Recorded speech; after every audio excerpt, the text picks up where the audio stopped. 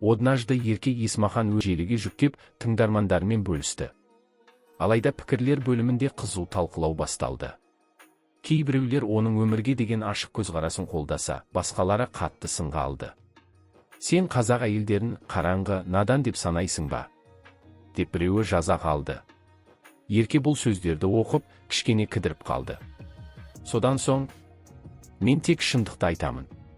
Кейде өзімізді өзіміз шектейміз, өсіп, дамуға қорқамыз. Мен қазақ әйелдерінің ақылды, қайсар екенін білемін, бірақ кейде біз өзімізді өзгертуден қашамыз деп жауап берді. Бұл жауап желідегі кейбір қолданушылардың ашуын келтірді. Бізді осылай төмендету дұрыс емес. Сенің атанаң да қазақ әйелдері ғой. Сен кім болып тұрсың бізді сынайтындай? Сонда Ерке тағы да жауап берді.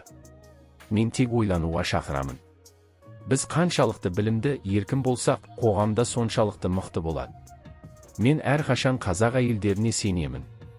Бұл сөздер тағы да дау тудырды, бірақ Ерке өз пікірінен қайтпады. Ол өзгерістен қорықпайтын, батыл әйелдерді қолдайтынын тағы да дәлелдеді.